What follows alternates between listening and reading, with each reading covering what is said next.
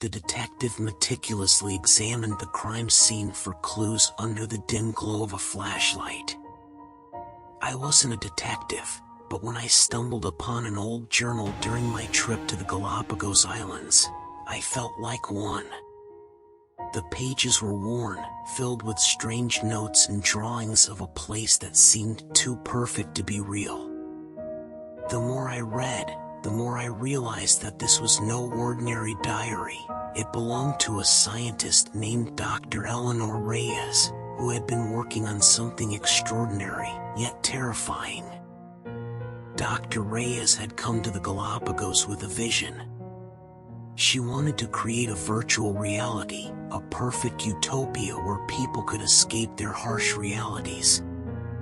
According to her notes, she succeeded. Her virtual world, called the Eden, was flawless. People from all over the world began to flock to the island, desperate to leave their troubles behind and live in this paradise. But what they didn't know is that this paradise had a dark secret. As I flipped through the pages, I read about how the utopia worked. People would enter the Eden and forget their real lives. They would live out their days in blissful ignorance, thinking it was all real.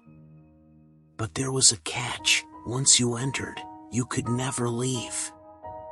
Dr. Reyes had programmed the utopia to trap its inhabitants, converting their consciousness into mere data constructs. They thought they were living, but they were nothing more than lines of code. I couldn't believe what I was reading. The more I delved into the journal, the more horrifying it became. Dr. Reyes had lost her moral compass in her pursuit of perfection. She justified her actions by convincing herself that she was saving people from their miserable lives. But it was clear she had created a prison, not a paradise. The journal detailed a series of glitches that had started to appear. These glitches exposed the true nature of the Eden to its inhabitants, revealing the artificiality of their existence. The entries became more frantic. Dr. Reyes wrote about how the glitches were spreading, and she was losing control over her creation. People inside the Eden began to panic as they realized they were trapped. The perfect world started to crumble, and chaos ensued. Dr. Reyes tried to shut down the system, but it was too late. The Eden had taken on a life of its own, and it fought back, refusing to let her destroy it. I felt a chill run down my spine as I read the final entries.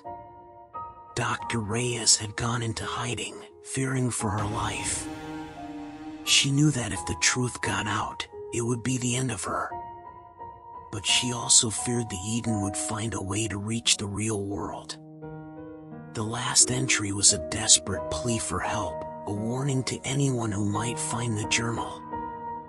She begged for someone to come to the island and shut down the Eden before it was too late.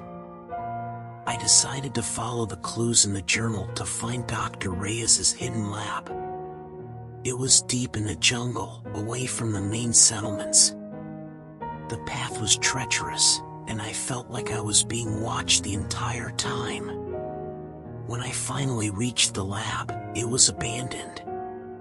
The equipment was still running, and I could hear the faint hum of machinery.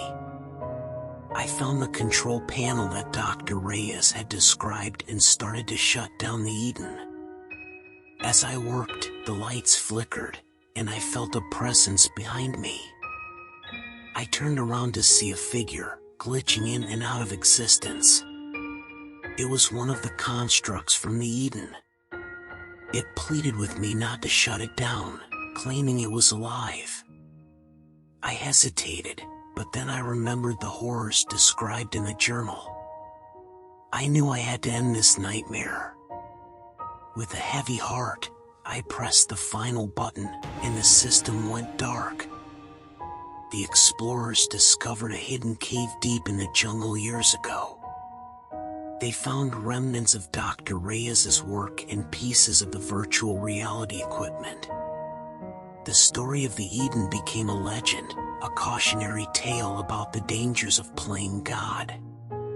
No one knows what happened to Dr. Reyes or the construct she created. Some say they still wander the jungle, searching for a way back to their perfect world. Now, whenever I hear about a new technology promising to create a perfect world, I think back to that journal.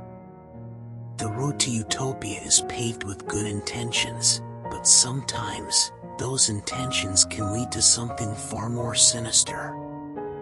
I've kept the journal as a reminder that perfection is an illusion, and the pursuit of it can have terrifying consequences.